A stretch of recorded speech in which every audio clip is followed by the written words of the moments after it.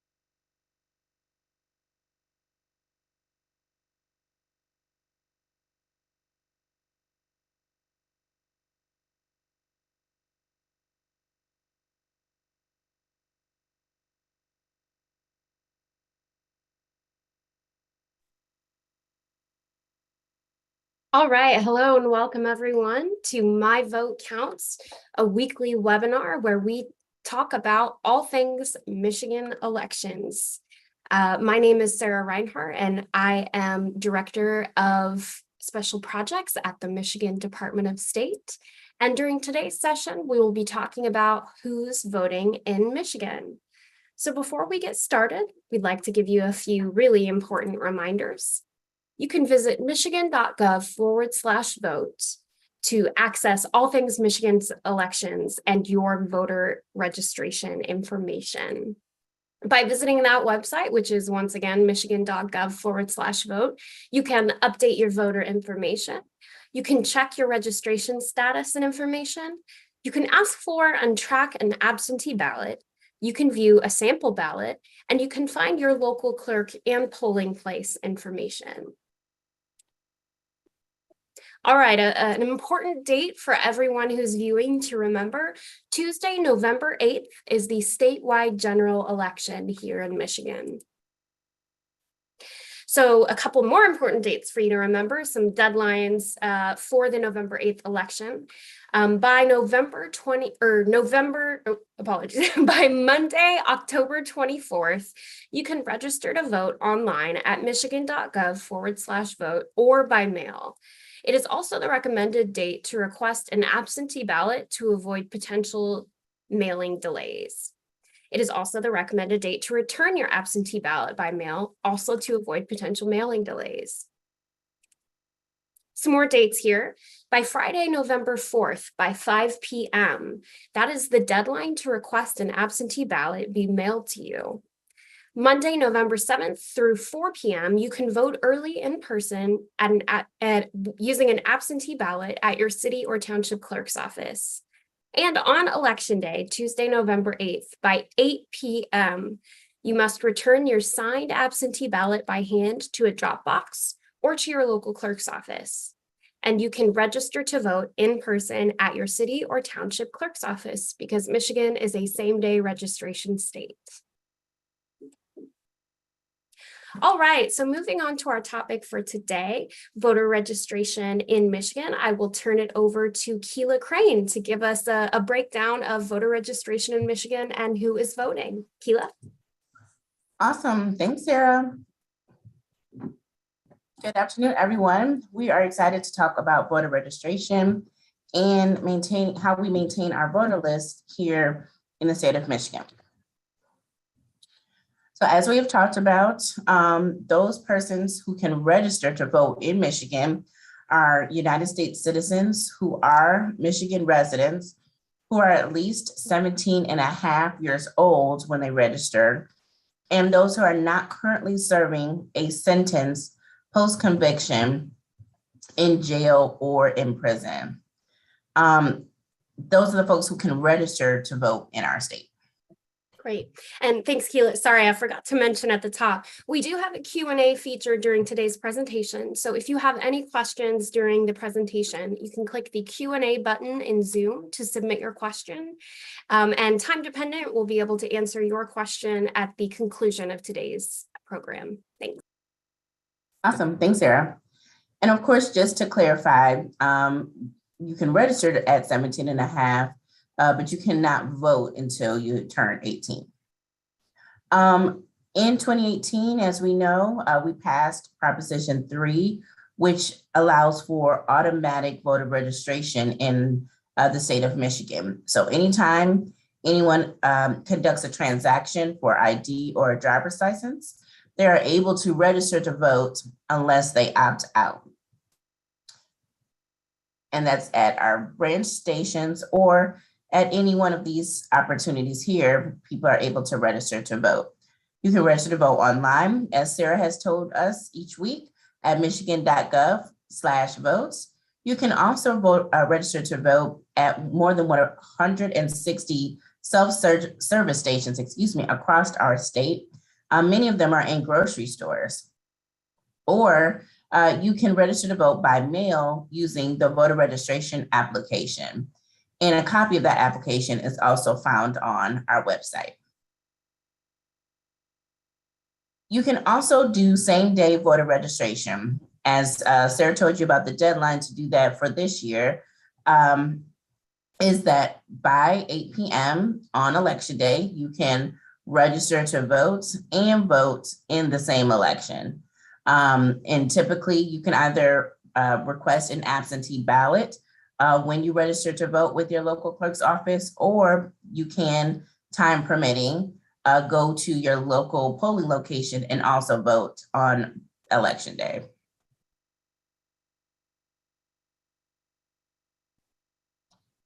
We want to make sure that everyone watching knows clearly that only United States citizens can register and vote in our state and every state in the union, but emphasizing here in Michigan. Regardless of the method that someone registers to vote in our state, they must attest on the form that they are a United States citizen. And our office has processes to ensure that only those who are eligible are registered to vote. Even though we allow legally present residents to obtain an ID or a driver's license, non-residents, whether or not they are legally present in the United States, cannot register to vote, nor can they vote. So we wanted to emphasize that on this screen here.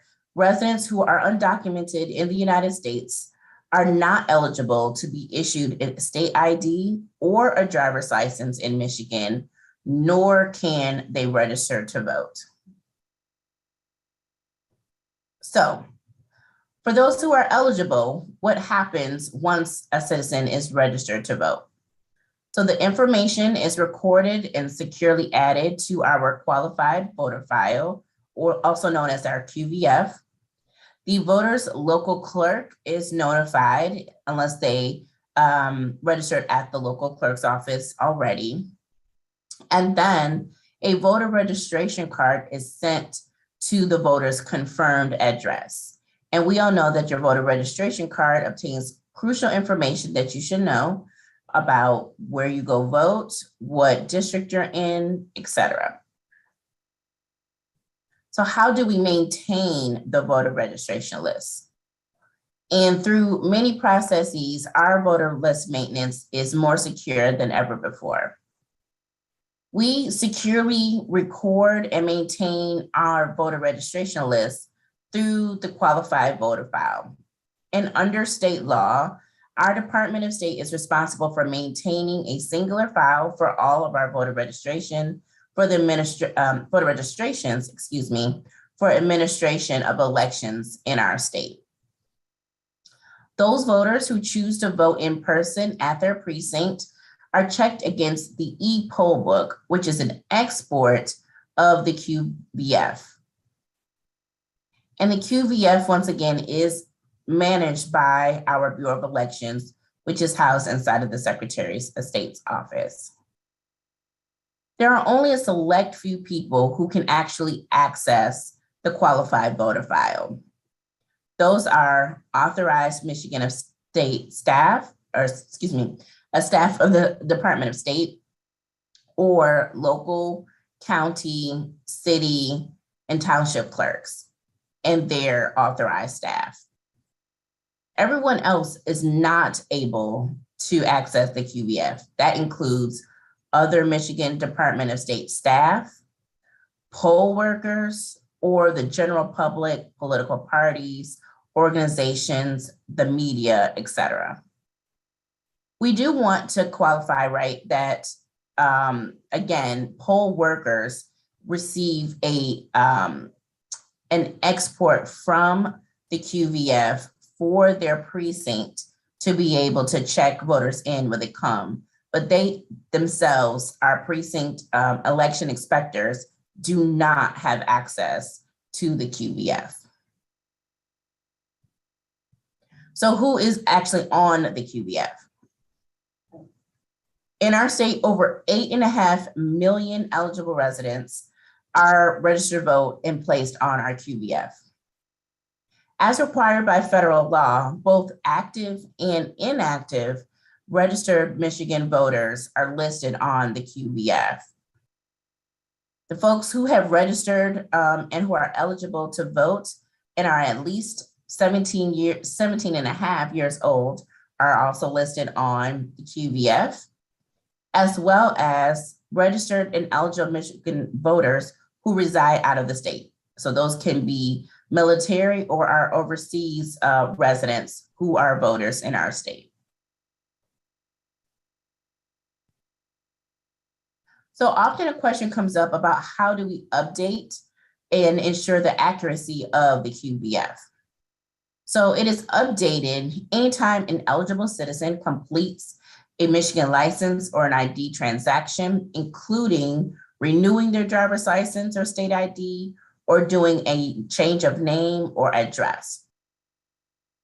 And as we stated earlier, because we are an automatic voter registration state, the information is automatically updated each time an eligible citizen changes information on their driver's license or their state ID with the Department of State, unless they opt out of voter registration. We also do manual updates, which are verified by the local clerk's office.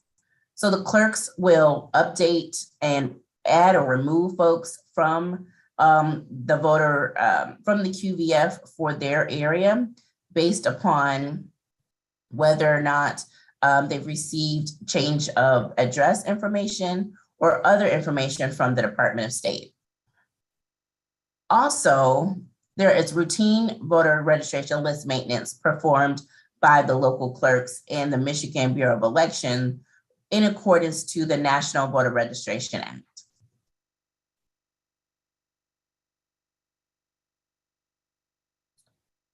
And we keep up with our QVF list maintenance project in strict accordance with the National Voter Registration Act.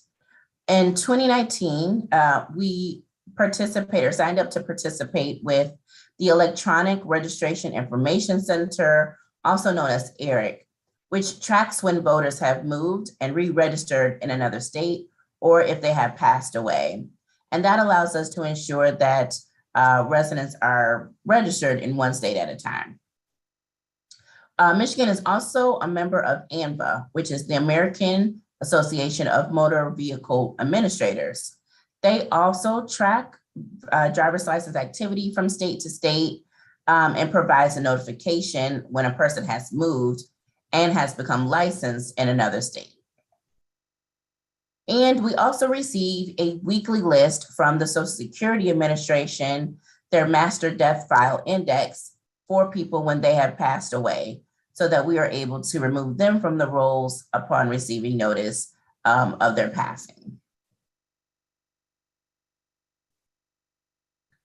It's really important for us to understand about how folks are removed from QVF, because it has been a cause of consternation for many vulnerable communities about people being purged from the role. So let's talk about how we remove folks from the QVF. The National Voter Registration Act, also known as the NVRA, regulates how states must maintain their voter registration lists. It requires all states to conduct a regular maintenance of their voter registration list. It cannot, or excuse me, states cannot systematically purge voters from the rolls within 90 days before a federal election, which is now.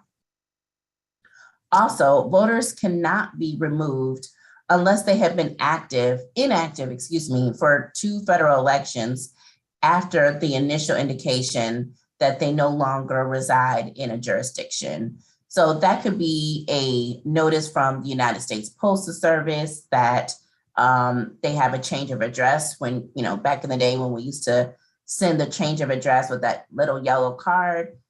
That's one of the ways that states would be notified that someone had moved. Now that's sometimes done online. Either way, when the state is notified that a person has moved, that can initiate that process of tracking the 4 years after we figured out that someone may have moved their location and received a notice.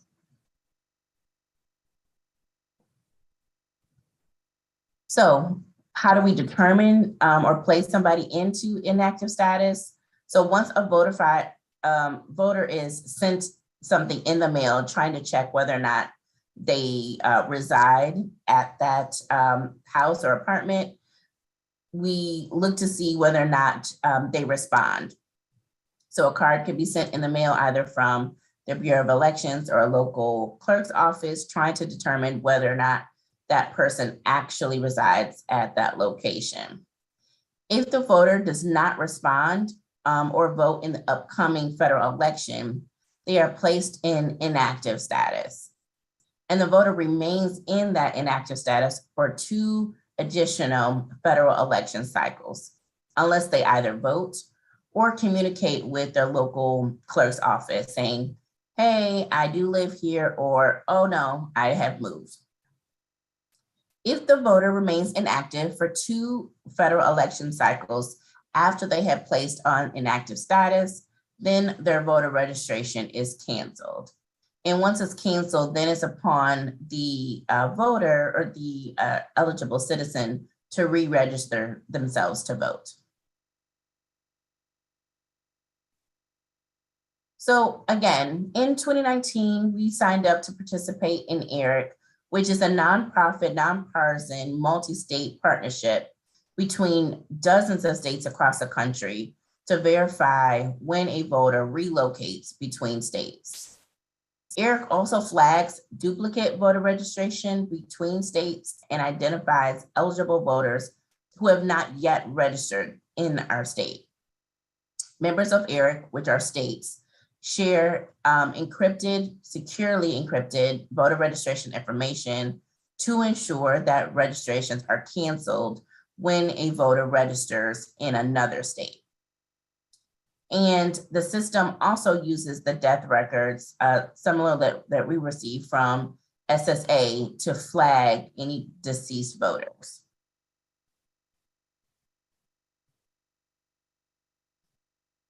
And how do we remove voters who have passed away? There are 3 different means for us to be able to identify and remove voters who may have passed away. One, the primary way is the method that I mentioned before, which is the Social Security Administration's death index that we receive on a weekly basis. And we determine if and verify that that is an accurate person. And then we are able to initiate removing that person from the roll. The county clerks also share death information with the local clerks, and city and township clerks may remove a voter in their jurisdiction after they independently confirm that person's death.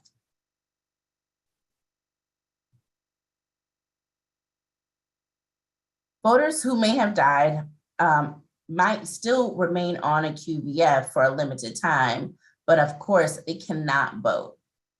And why is it that they cannot vote? Is because local clerks verify a voter signature when they are requesting and returning an absentee ballot, as we have discussed in previous sessions here.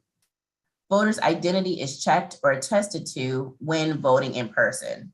So when you're walking up to your precinct, you have to apply to receive a ballot when you're voting in person. And that is how your identity is checked at that first station before you even receive a ballot. And if a living voter casts an absentee ballot and the local clerk learns that they have died before Election Day, that deceased voter's ballot is rejected. So it would be removed and would not be tabulated if the local clerk identifies that that resident has passed away before Election Day. If you wanted to inform either your local clerk or the Secretary of State's office that a relative of yours has passed away so that we can continue to maintain accurate and up-to-date lists, voter registration lists, this is how you would do it. You would be able to send in writing, of course, the voter's full name, the address where they are registered to vote, proof that that person is deceased, and your contact information. So you would provide those 4 items, and then we would be able to look on the back end and verify that information, and then at the appropriate time, remove that voter from the voting rolls. You as an individual are also eligible to cancel your own voter registration if you are moving out of state or if you determine that you do not want to vote by sending in similar information, your full name, the address where you are currently registered to vote, your contact information, the date of your request, and you must sign that request.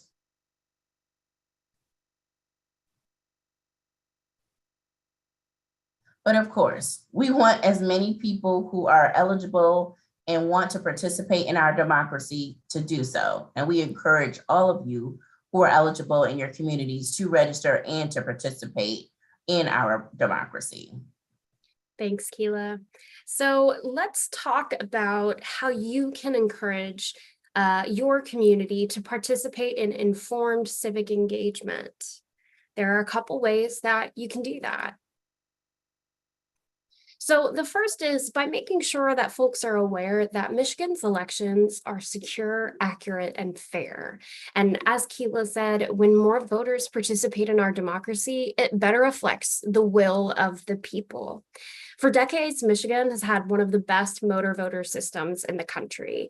And by that, we mean that if you are a licensed driver and have an ID in Michigan, you will be contacted about registering to vote, or you are registered to vote with AVR, which stands for Automatic Voter Registration. Voters made the system even stronger when they amended our state constitution in 2018 to provide for that AVR, or Automatic Voter Registration. And with the passage of Proposal 18-3, voters now have more options for participating in our state's elections. And one important thing to keep in mind is that election misinformation is harmful to our democracy. Michiganders have been inundated with more information and notably misinformation about the administration of elections in our state than ever before. Whether it's spread unintentionally or intentionally, false information about elections and results leads to confusion and doubt among our citizenry and a reduction of faith in Michigan's electoral process, which can be very problematic. So if you hear any elections misinformation, you can report that directly to our office. And the email address that you can report it to is misinformation@michigan.gov. So what does this mean for your community? How can you help prepare your community for November?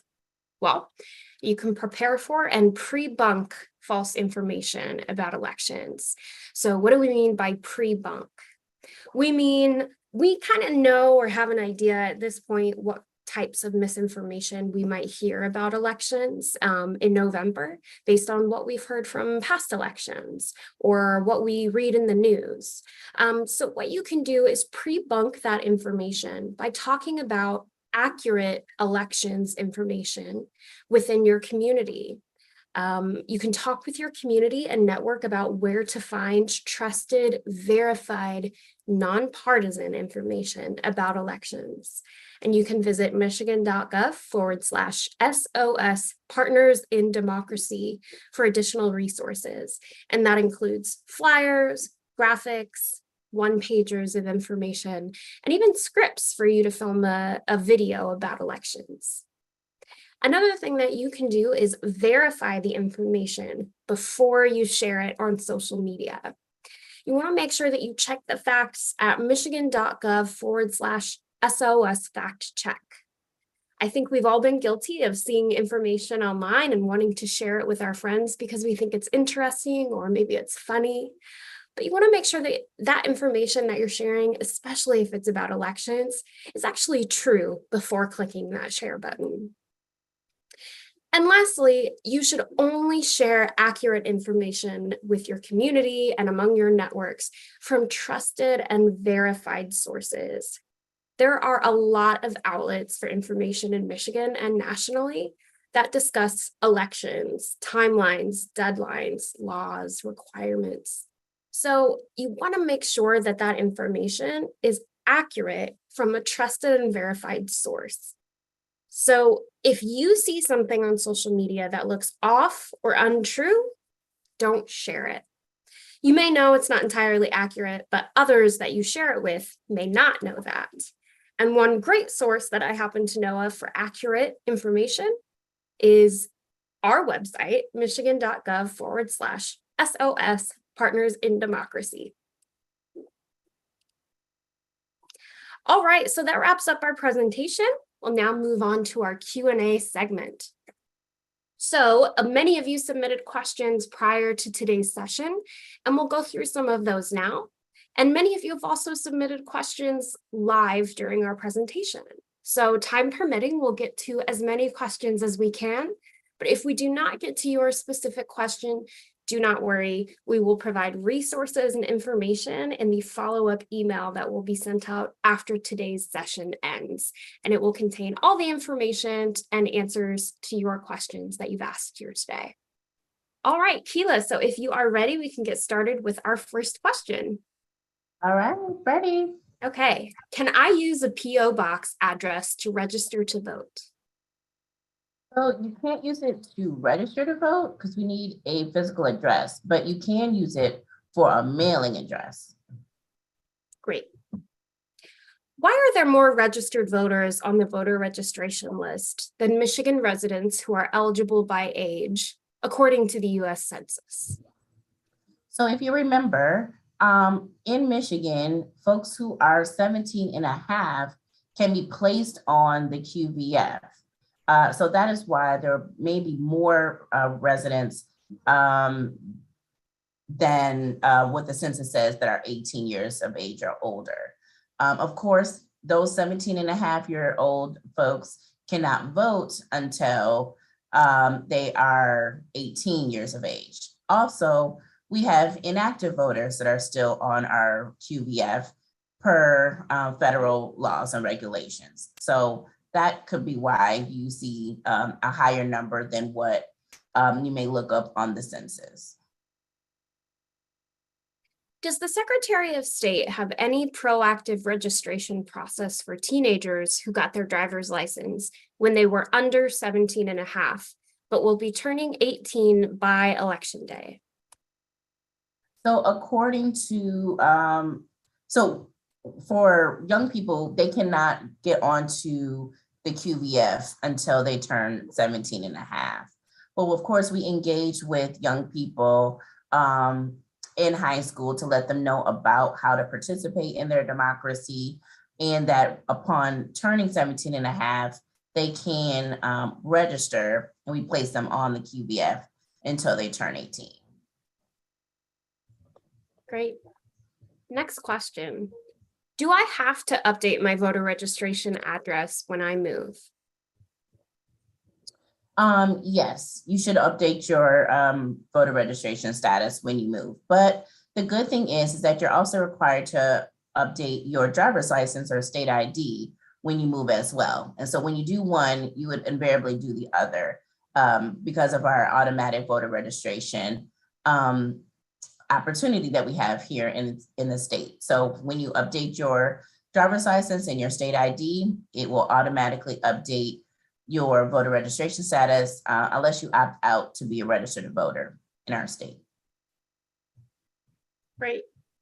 And you can also update your voter registration and register to vote in person at your local clerk's office up to and on Election Day, as I say at the top of every presentation, because Michigan is a same-day voter registration state. So all you would need to do that is to provide official proof of residency in the city or township where you are registering. And that is applicable if you are registering within 14 days of an election. So next question. Can you be registered to vote in more than one state? You cannot be registered to vote in more than one state because you have to be registered to vote in the place that you live. And we have, in our participation with Eric, helps us to identify folks who may have moved out of state and tried to register in another state because now they live there, and we are able to cancel their voter registration here in our state. Great. Next question. I received election-related mailings for someone who hasn't resided at my address for years. Why did I get these? So that's a great question, and we get that often here in our state. And there's a couple reasons why. One is that you may be receiving a mailing from someone outside of the Bureau of Elections or your local clerk's office who may not have an up-to-date listing of folks around their area or around the state, and sent out information based upon their inaccurate list.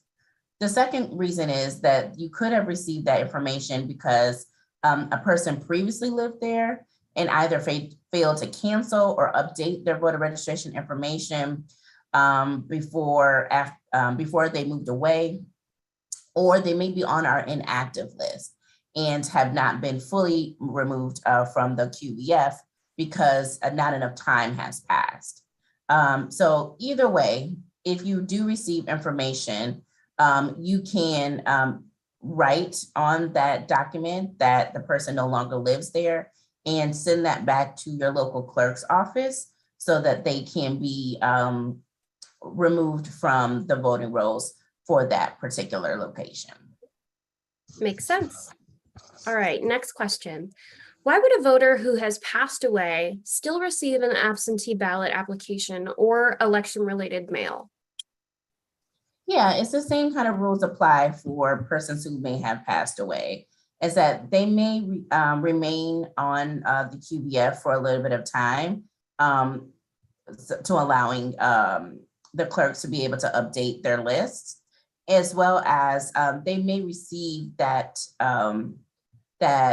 absentee voter application, but they obviously will not receive a ballot or should not receive a ballot because a person has to apply to get an absentee ballot unless they just passed away, right? So someone could have applied for an absentee ballot and then passed away. And so the time in between applying for an absentee ballot their passing and us sending the local clerk sending the ballot out just may be too short of time for them to be able to update their list. So that might be another reason why you received the information for a person who has passed away. Right.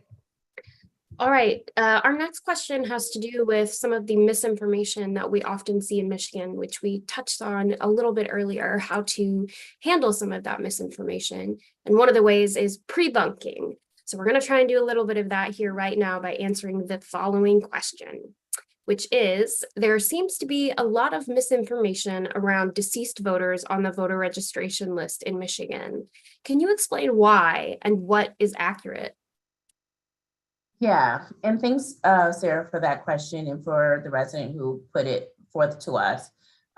We do see a lot of misinformation around persons who are deceased. And as we have discussed here a couple of times, is that our voter registration list includes inactive voters, and it may include voters who are deceased.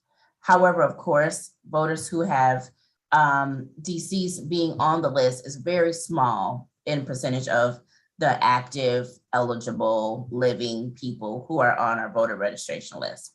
But there are a few reasons why, as I stated just a minute ago, why a deceased person may still appear on the QBF. So one, the registered voter may have submitted an absentee ballot or voted in person on election day and just passed away. And so if that does occur and the local clerk is able to identify it soon enough, then that person's vote would not count because they have passed away prior to the tabulation of votes on election day. And they will be removed from the rolls based upon the list maintenance program that is initiated based on the federal National Voter Registration Act. The second reason is that there may be some discrepancy between the resident who actually passed away and another resident in our state that has a very similar name, or it could even be a related person to that deceased voter. For example, I have a grandfather who has a son who has the same name, right? And if you remove a person who has passed away, like my grandfather, you have to make sure that you're removing the grandfather and not the son. And so if you remove the incorrect person from the rolls, then a person who may be deceased may still be on the rolls because of that inaccuracy. And so it's just something that we're human and we need to clean up to ensure that the right person was removed from the voter rolls and not a living person. Also, there may be some confusion at the polling location as well. If a poll worker accidentally records a ballot by a deceased individual, but it was actually cast, obviously, by a living person with a very similar name, that might be why you see that it appears that someone who is deceased voted, but that is not the case. And again, with clerical errors, because we're all human, there may be an issue with how someone's birth date was recorded. So if someone was born in 1990 and it was written down inaccurately, like 1890 or 2090, there may be some issues on the back end that you have to clear up. Or in certain circumstances, there's a placeholder for a person's birth date because we need to verify that on the back end. And if that was never cleared up, that resident's birthday needs to be or the death date needs to be reconciled as well.